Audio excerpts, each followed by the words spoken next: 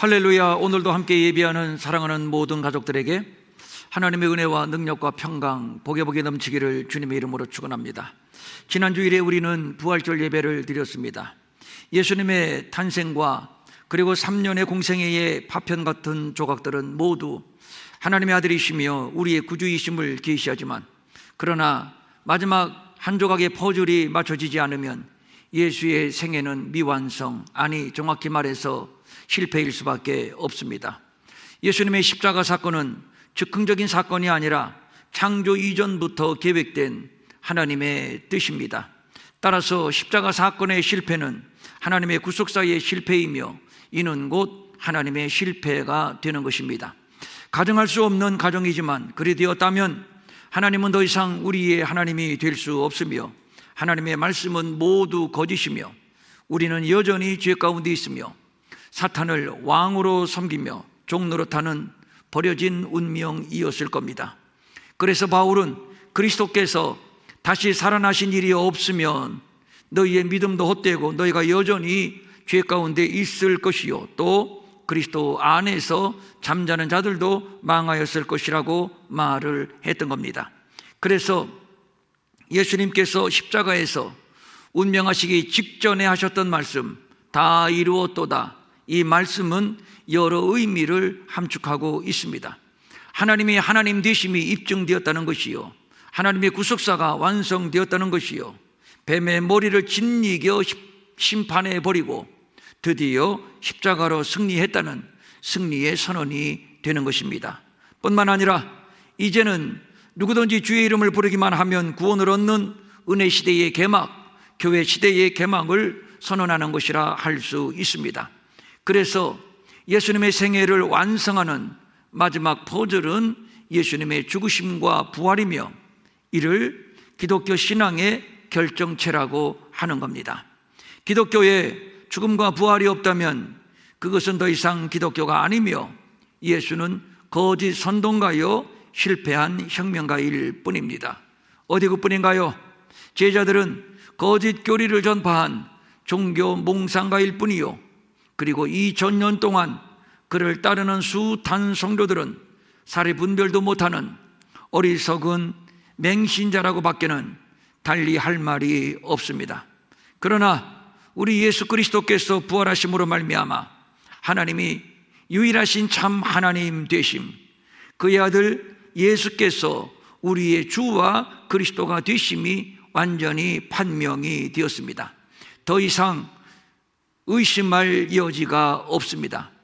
신약의 가장 위대한 인물로 존경을 받는 바울, 그는 원래 12제자 가운데 속한 자도 아니고 오히려 엄격한 유대인 가정에서 태어난 골수 바리새파 유대교인이었으며, 예수 믿는 자들을 잔인하게 핍박한 죄인 중에 괴수였습니다. 그가 훗날 이렇게 간증을 합니다. 내가 이도를 박해하여 사람을 죽이기까지 하고 남녀를 몽땅 결박하여 옥에 넘기기도 했다. 그래서 내가 전에는 비방자요 핍박자요 폭행자였지만 도리어 국류를 입은 것은 내가 믿지 아니할 때에 이 모든 것을 알지 못하고 행하였습니다. 바울을 이해하는 굉장히 중요한 말씀입니다. 이렇게까지 한 것은, 그러니까 예수 믿는 자들을 잡아서 옥에 넘기고 비방하고 박해하고 폭행한 것은 내가 모르고 한 짓이야. 알았으면 안 했을 텐데 모르고 한 짓이야. 무엇을 몰랐단 말인가요? 바울처럼 박식한 자가 바로 예수님의 부활입니다. 아무리 이성을 동원하고 상식을 동원하고 과학을 동원해도 죽은 자의 부활은 있을 수 없는 일입니다. 억만분의 1이라도 말입니다. 예수는 죽었고 이미 장사 지내버렸고 그리고 3일이 지났습니다. 이것으로 완전히 끝났습니다. 어떻게 죽은 자가 무덤의 문을 열고 살아나올 수 있단 말입니까? 그럼에도 불구하고 부활했다면 이것은 완전히 사기극입니다.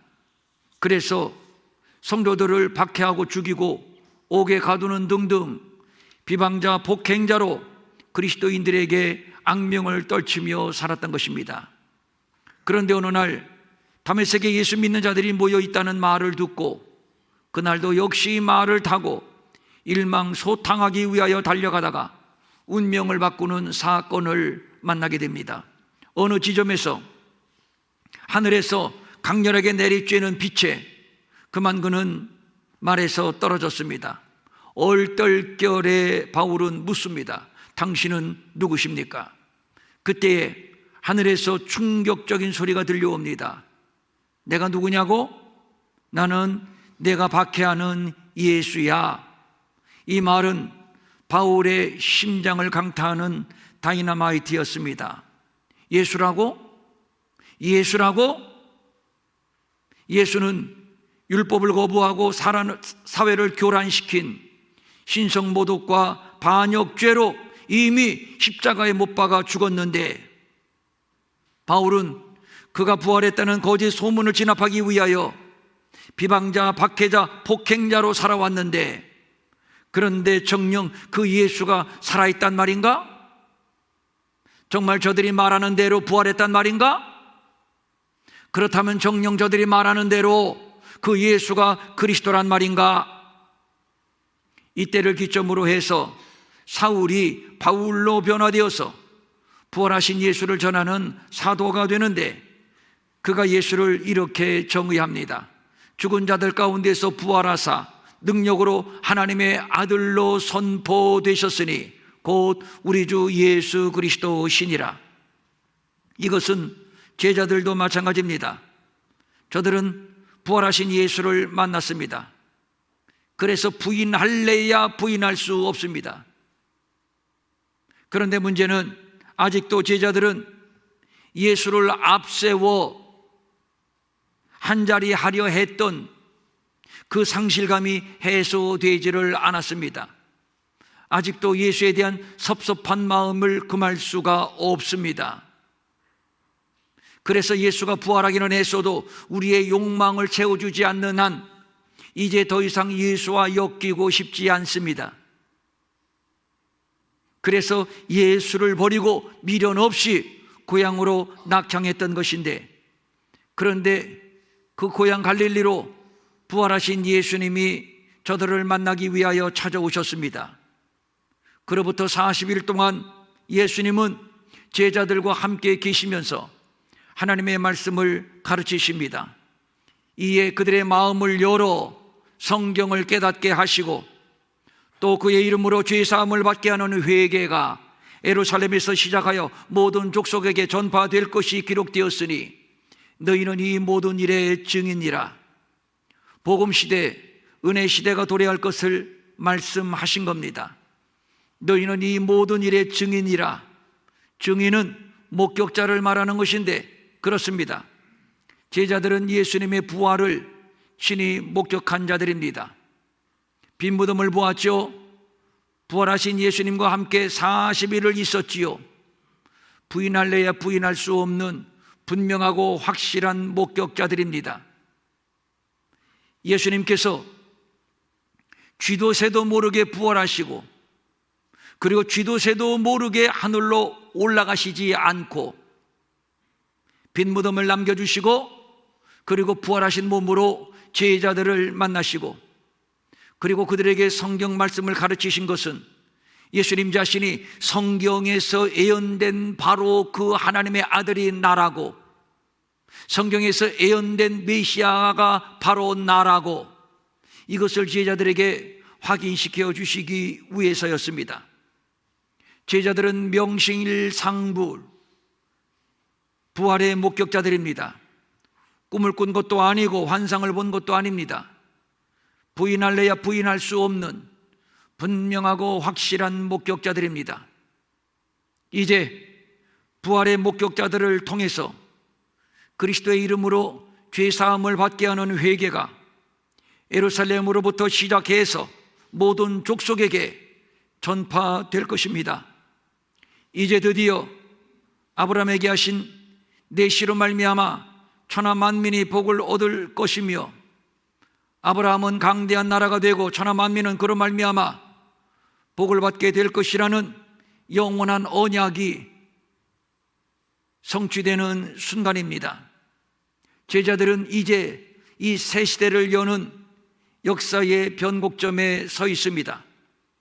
이제부터 하나님은 유대인만의 하나님이 아니며 예수도 비록 아브라함과 다윗의 혈통으로 오시기는 했지만 이제는 더 이상 유대인만의 예수, 유대인만의 구주가 아닙니다.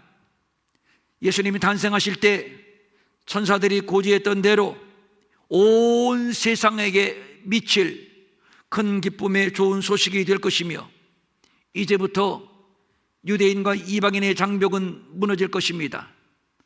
자유인과 종, 신분의 장벽, 남자와 여자, 성의 장벽도 무너질 것입니다. 누구든지 주의 이름을 부르기만 하면 구원을 받는 복음의 새 시대, 은혜의 새 시대가 열릴 것입니다. 그래서 말씀합니다. 너희는 이 모든 일의 증인이라. 그런데 이어지는 말씀은 그러나 아직은 아니랍니다. 그러면 언제란 말입니까? 급한데 빨리 나가서 증인이 되어야 하는데 그런데 아직은 잠잠하라고 말씀합니다.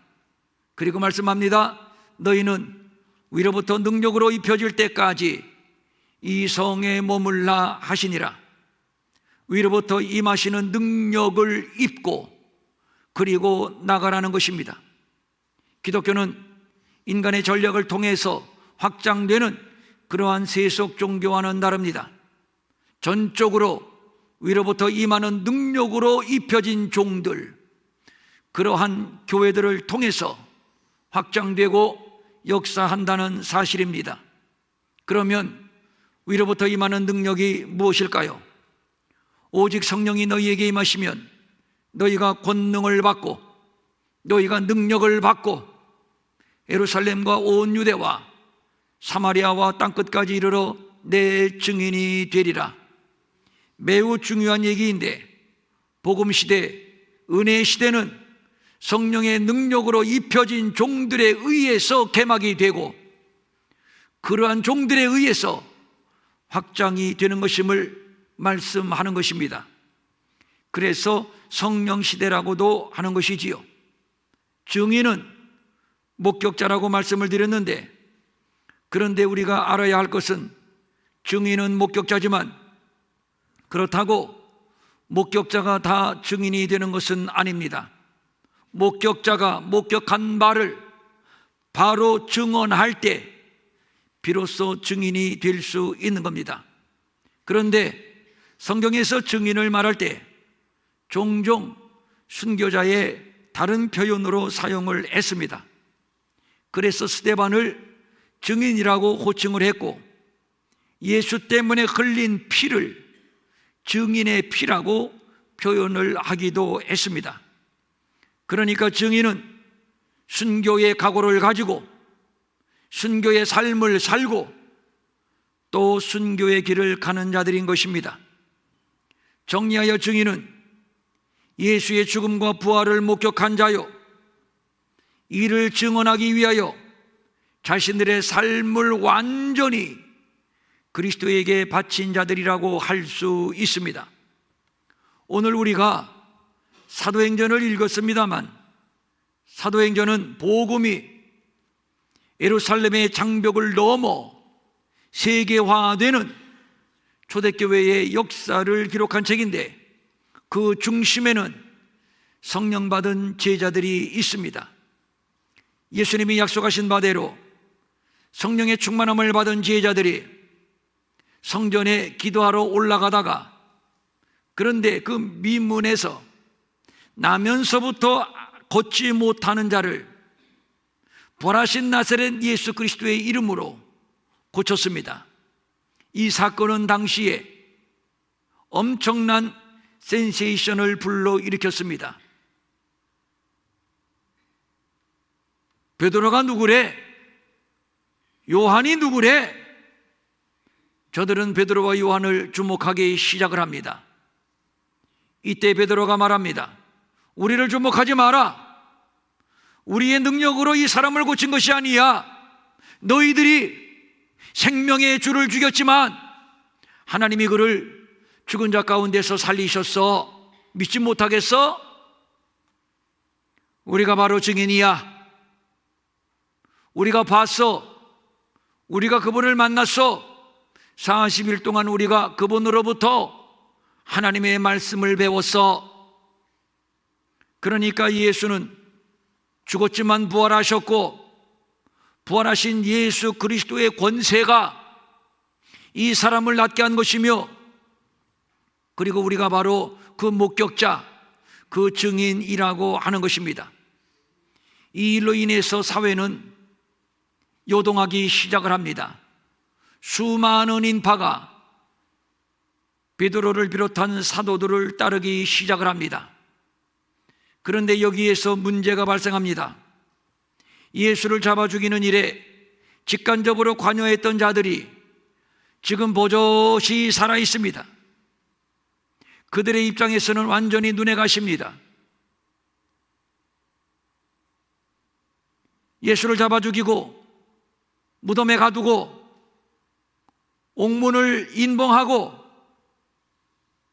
자기들이 승리했다고 자축하며 잔치를 벌였는데, 그런데 이제 와서 그 예수가 살아났다? 이거 뒷골 땡기는 일이죠. 아주 불쾌한 일이죠. 예수가 부활했다는 메시지는 자연적으로 오히려 저들의 행위가 불법이었고, 오히려 저들이 하나님의 아들을 죽인 범법자가 되는 것입니다. 너희들이 생명의 주를 죽였다. 생명의 근원자를 죽였다. 생명의 창시자를 죽였다. 무슨 얘기입니까? 성부 하나님, 창조주를, 성자 하나님, 창조주를 죽였다는 얘기입니다. 물론 예수를 죽인 것은 유대인 전체이지만, 그러나 직접 관여한 자들이 별도로 있습니다. 그들이 바로 대제사장들, 그리고 바리새인들입니다. 그러나 하나님이 예수를 죽은 자 가운데서 다시 살리셨다. 너희들이 무지해서 하나님의 아들을 알아보지 못하고 무지몽매하게 잔인하게 예수를 잡아 죽였지만, 그러나 하나님이 살리셨다는 얘기, 무슨 얘기입니까? 저들의 잘못을 공개적으로 지금 저격하고 있는 겁니다. 상황이 완전히 역전이 되었습니다. 그러니 예수를 죽인 자들의 입장에서는 부글부글 끓을 수밖에 없는 것이지요. 그래서 저들 가운데 나타난 반응이, 죽은 자의 부활이 있다고 백성을 가르치고 전함을 싫어하여 눈에 가시지요. 가만히 두면 안 되겠지요. 자기들의 입제가 흔들거리지요. 그래서 그를 어떻게 하였다? 잡았다.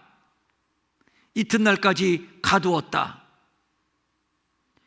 그리고 이튿날 사도들이 저들을 신문하기 위하여 산헤드린으로 호출했습니다.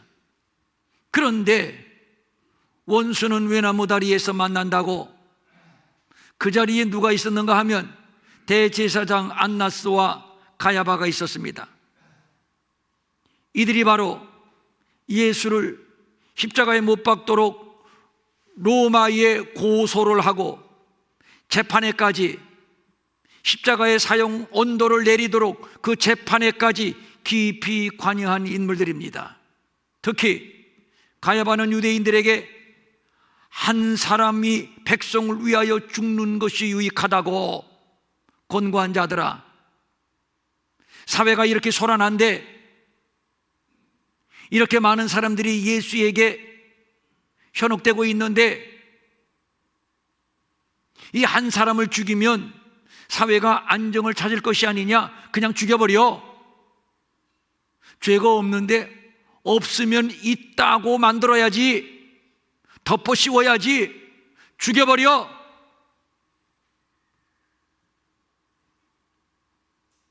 예수를 죽이도록 앞장서서 선동한 자가 바로 가야바입니다. 그런데 베드로가 예수를 3번 부인했지 않습니까?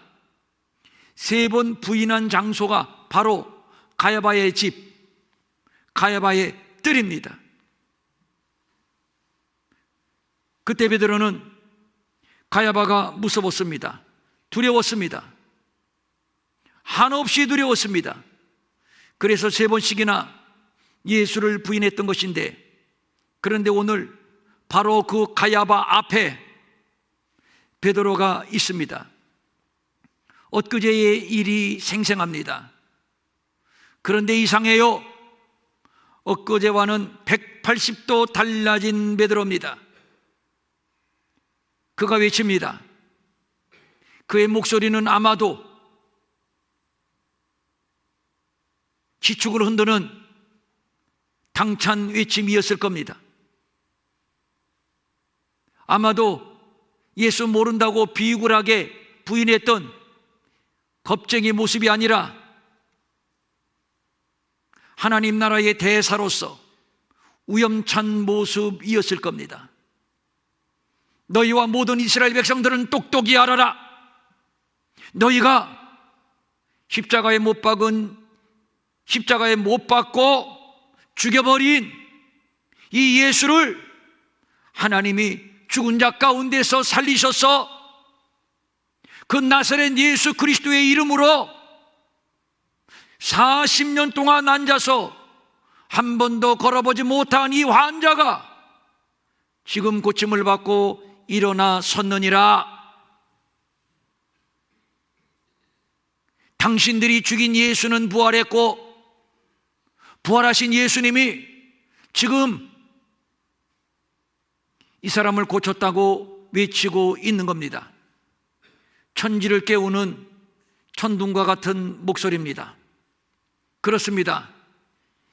예수님이 부활 승천하시고 성령이 임하고 성령의 충만함을 받은 종들을 통해서 새 시대가 열렸으니 이 예수는 너희 건축자들의 버린 돌로서 집 모퉁이의 집, 이 집은 예수로 말미암아 세워질 신약시대의 교회를 말하는 것입니다.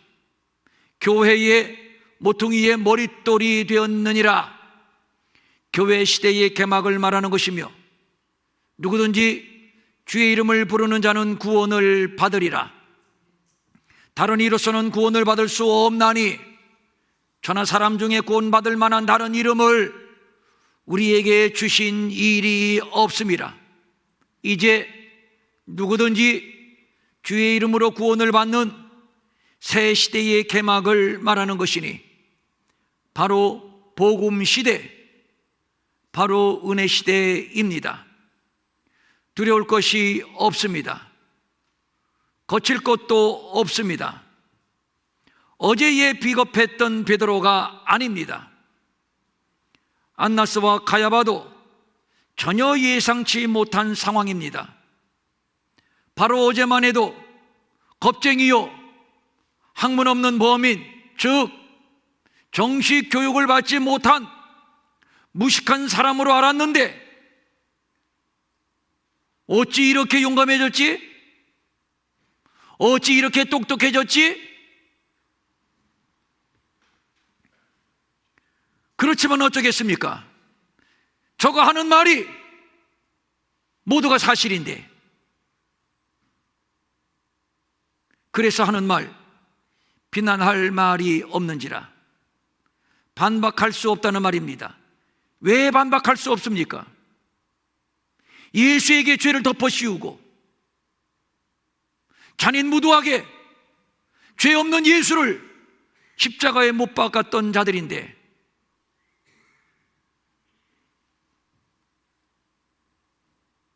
왜 반박할 수 없습니까? 충분히 반박할 거리를 찾아보면 혹시 반박할 거리를 찾을 수 있을지 모릅니다. 그러나 그렇게도 못하겠습니다. 왜냐하면 40년 동안 걷지 못해서, 그리고 성전 미문에서 한 푼만 주세요, 한 푼만 주세요, 구걸했던 거지가 지금 사도들과 함께 건강한 모습으로, 아마 상상하건대 나를 봐라 나를 봐라 하고 펄쩍펄쩍 뛰지는 않았을지 모릅니다. 지금 사도들과 함께 서 있거든요. 무슨 말로 반박합니까? 무슨 죄목을 덮어 씌웁니까?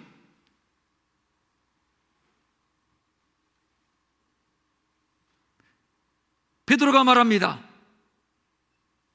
이 사람이 이렇게 낫게 된 것은 우리가 낫게 한 것이 아니야. 너희들이 잡아 죽인 바로 그 예수. 죽은 줄 알았지? 아직도 무덤 안에 있는 시체인 줄 알지? 아니야. 그 예수님 살아나셨어. 그 예수님이 이를 고친 것이야. 아마 옆에서 펄쩍펄쩍 뛰었을 겁니다. 나를 봐라.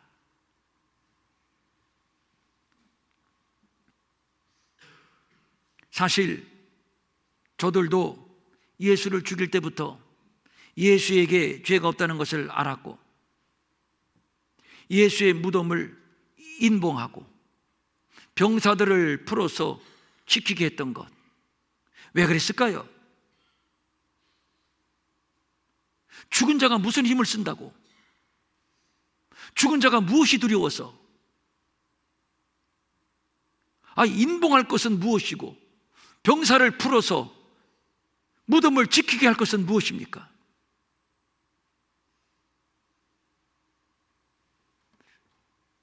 저들의 염려는 저 예수가 살아서 부활한다고 했걸랑? 그런데 말이야, 진짜 부활할지도 몰라. 어쩌면 저가 하나님의 아들일지도 몰라. 어쩌면 저가 그리스도일지도 몰라. 어쩌면 저가 우리가 기다리는 메시아일지도 몰라. 그러니 무덤을 지켜라. 왜? 부활하지 못하게.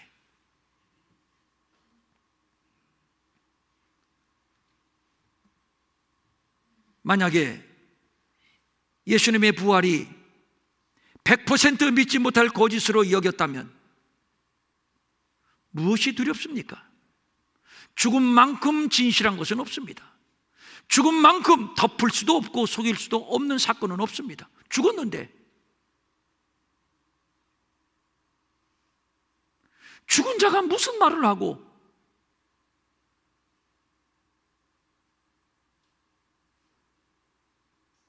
죽은 자가 어떻게 우리를 해코지할 수 있습니까? 죽음은 진실한 겁니다. 진정 예수님의 부활이 거짓이라면 거짓인 대로 판명이 날 것이고, 진실이라면 진실인 대로 판명이 날 것입니다. 조금만 기다리면 됩니다.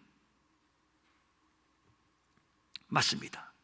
사도들의 말이 거짓이라면 스스로 무너질 것입니다. 그 거짓말이 얼마나 가겠습니까? 그런데 뭐가 두려워서 사도들을 또 협박하는 겁니까? 저들의 반응을 보십시오. 비난할 말이 없는지라. 사실이기 때문이죠. 그리고 유명한 표적이 나타난 것이 모든 사람에게 알려졌으니, 그리고 하는 말, 우리도 부인할 수 없는지라. 유명한 표적. 지금 이게 보통 사건이 아니거든요.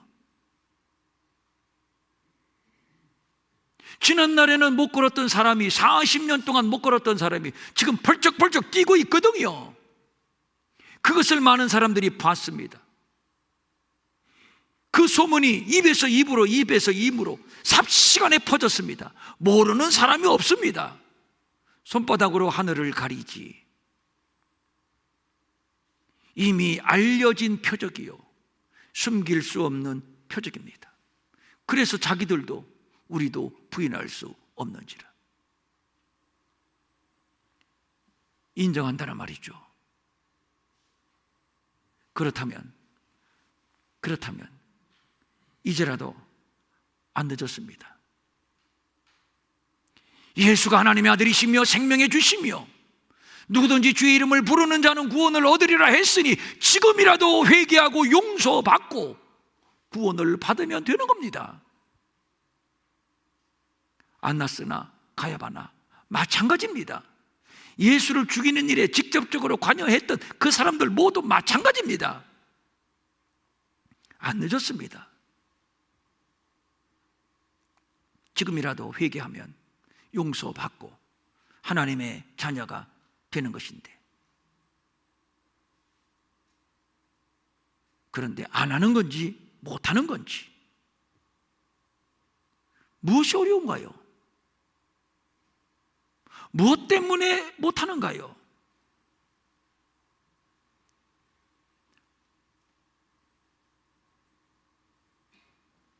우리말에 스스로 무덤을 판다는 말이 있지요. 저들은 더 강력하게 베드로와 요한을 협박합니다. 더 이상 소문 퍼뜨리지 말라 위협하고 경고합니다.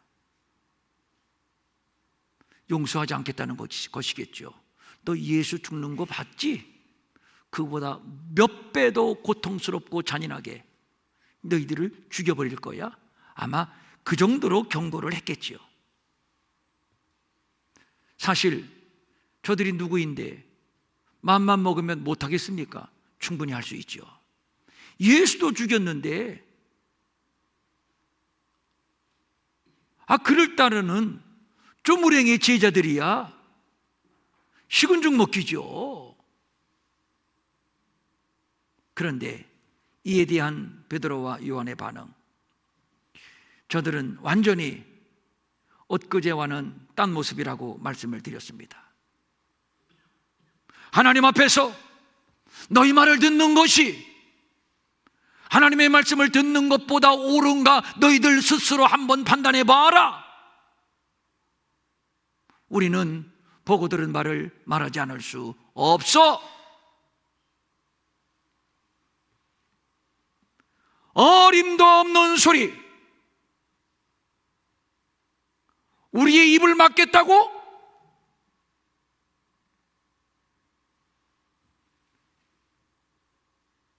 지난날에는 겁먹고 부인했지만 이제는 아니야.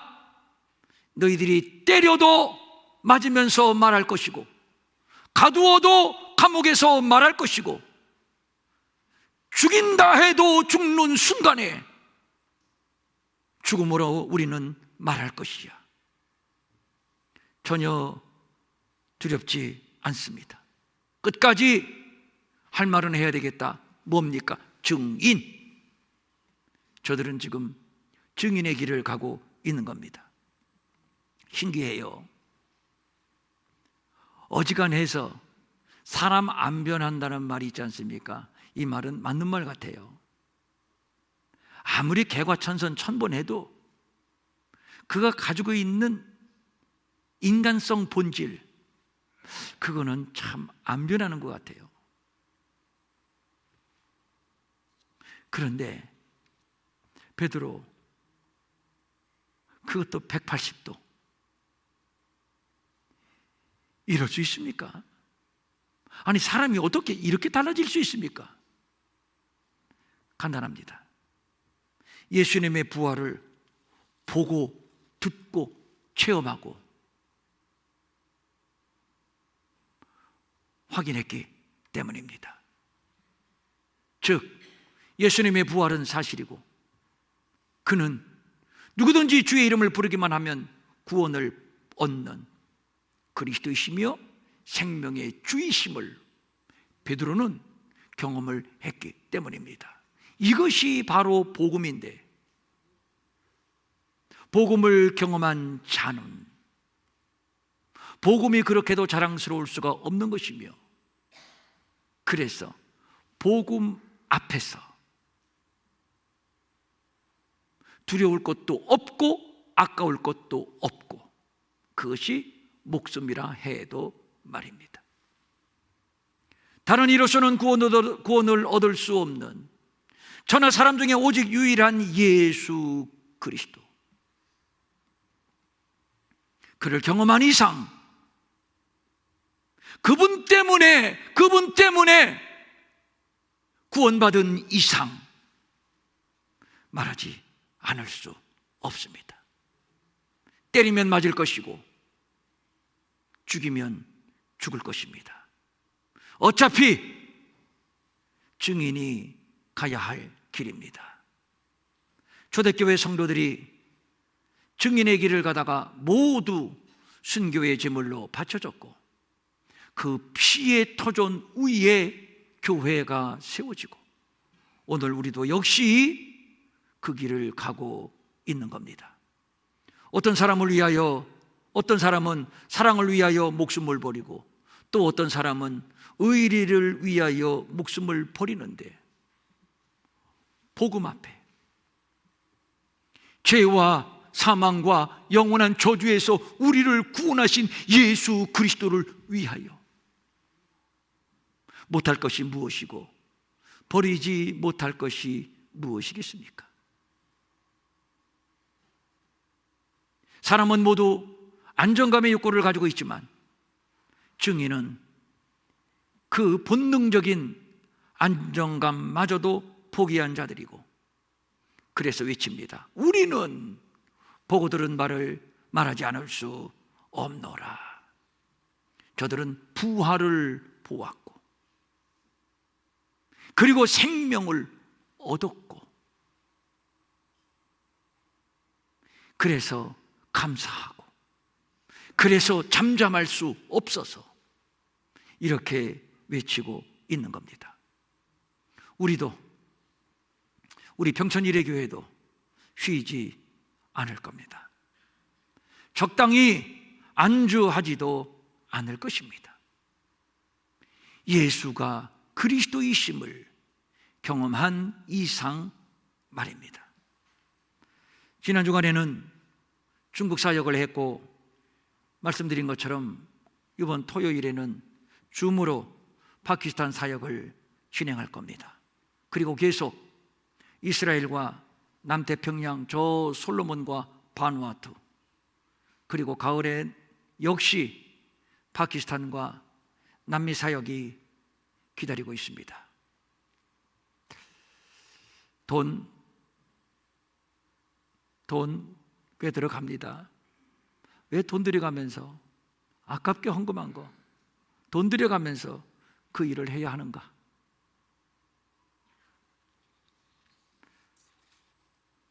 보았기 때문이요? 들었기 때문이요? 체험했기 때문입니다. 주의 이름으로 구원을 받았기 때문이며, 주님이 우리에게 증인의 사명을 부여해 주셨기 때문입니다. 때가 때이니만큼 여기 목사의 마음이 참 조급해집니다. 우리가 못다한 것은 우리 다음 세대의 자녀들이 이어갈 것이며, 그리고 또 다음 세대가 이어갈 것입니다.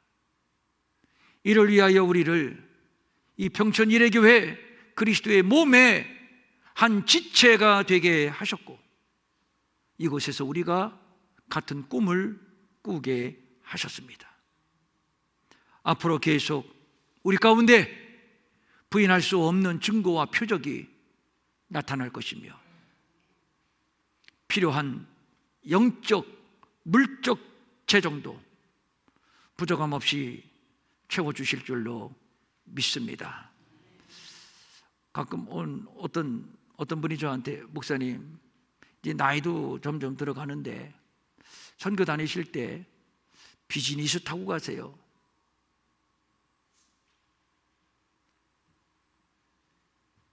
자, 여러분 한번 답변해 보세요. 비즈니스 타기 싫어서 안 탄다. 두 번째, 타고 싶은 마음은 굴뚝 같은데 너무 이제 돈이 없다면 좀 초라하니까 비싸서 안 탄다. 어느 쪽입니까? 참 과묵하셔. 비쌉니다. 그래서 이제 일반석 타고 다니는데 괜찮아요. 복음 들고 어떤 때는요, 일반석 맨 뒷자리에, 왜냐하면 싼 표만, 최고로 싼 저가표만 구입을 하니까 이 항공회사에서 자리 배정을 맨 뒤에다 해주는 경우가 더러 많이 있어요. 그 구석에서 거긴 또 시끄럽고 흔들리고 그러거든요. 여러분, 아이고 다음에는 이거 못 가겠다 라고 생각해 본 적이 한 번도 없습니다. 감사하지요. 우리 일회교회가 종을 앞세워서 오늘은 이곳 내일은 저곳, 부활하신 그리스도의 증인된 사명을 감당하게 하시니 쓰임받음에 그저 감사한 것 뿐입니다. 다 같이 아멘. 그래서 우리는 오늘도 결단을 합니다. 우리는 보고 들은 것을, 우리는 보고 들은 예수 그리스도를, 우리는 경험한 부활하신 예수 그리스도를 말하지 않을 수 없노라. 우리 하나가 되어서 한 뜻을 가지고 열방의 한 영혼까지도 찾아가서 복음을 전하는 증인 공동체 될 수 있기를 주님의 이름으로 축원합니다. 아멘. 일어나셔서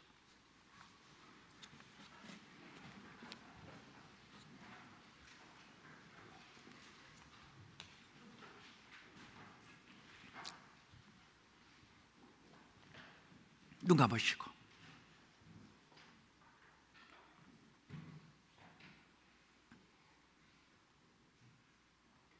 여기 목사의 마음이 조급해진다고 한 것은, 첫째는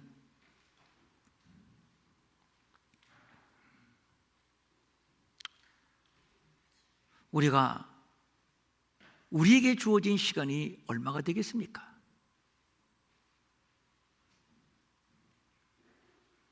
살아온 날들과 살 날을 비교해 보니까 자연히 조급해질 수밖에 없죠. 두 번째, 아무리 봐도 역사의 끝이 보입니다. 여기 목사의 눈에는 가물가물 보이는 것만 같습니다. 저만치 재림하시는 예수님이 실루엣으로 보이는 것만 같아요. 아무리 봐도.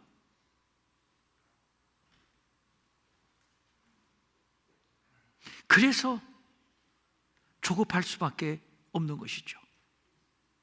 저만 그렇겠습니까? 저만 그렇겠습니까?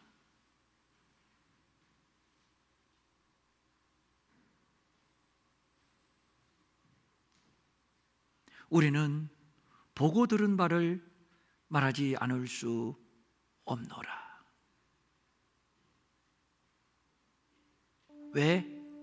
왜? 증인이니까. 너희는 이 모든 일의 증인이라. 증인이니까.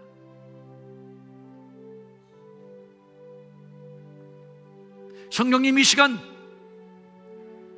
임재하소서. 꽉 막힌 우리의 마음을 뚫어주시고, 아직도 무엇이 중요한지, 무엇을 위해서 살아야 하는지 좌표가 설정되지 않은 사람 있다면 부활하신 예수님, 당신의 모습을 저들에게 보여주시고 당신이 우리의 생명의 주가 되심을 다시 한번 깨닫게 하시고 너희는 이 모든 일의 증인이 되어야 되지 않겠니? 우리를 다시 각성시켜 주시옵소서. 우리 평촌 일회교회 안주하지 않겠습니다.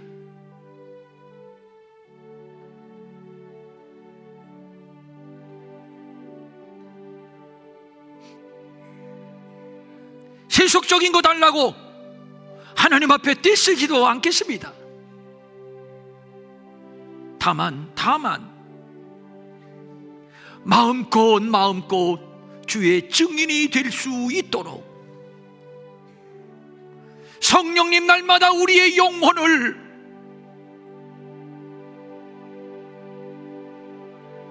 깨우쳐 주시옵소서.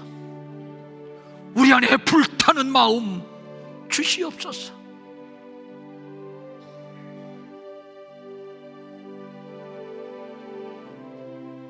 우리 이웃에게 뛰쳐나가고 이 민족 가운데 뛰쳐나가고 열방 가운데 뛰쳐나가는 그 주님의 마음, 그 뜨거운 마음 우리에게 불을 붙여주시고 기름을 부어주시옵소서.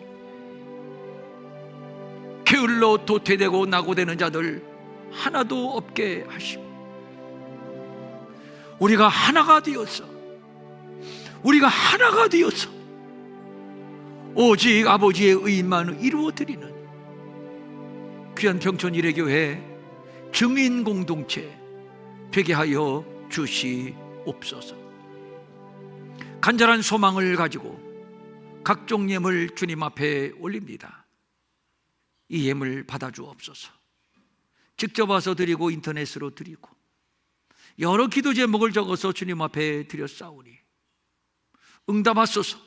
하늘의 복과 땅의 복과 이 모든 것을 도하시는 풍성한 복으로 채워주시옵시며 육체의 질병 고쳐주시고 예수의 이름으로 명하노니 질병과 병만은 떠나갈지어다. 근심과 염려와 상처도 깨끗이 치료될지어다. 생명의 영이여 우리에게 각 가정마다 생명의 풍성함으로 넘칠지어다. 생명의 부요함으로 넘칠지어다. 마음은 원이지만 가진 것이 없어 드리지 못해 민망히 여기는 성도들을 위로하시고 저들에게도 물질 주셔서 한 가지로 주님 앞에 바치며 쓰며 도우며 사는 풍성함이 있게 하여 주시옵소서. 이제는 우리 주 예수 그리스도의 은혜와 하나님 아버지의 무한하신 사랑과 성령님의 감화 감동 위로하시고 안위하시고 능력 주시고 형통케 하시며 너희는 이 모든 일의 증인이라. 보고 들은 것을 말하지 않을 수 없노라. 결단하며 돌아가는 모든 성도들 머리 위에 영원히 함께 없으시기를 간절히 축원하옵나이다. 아멘.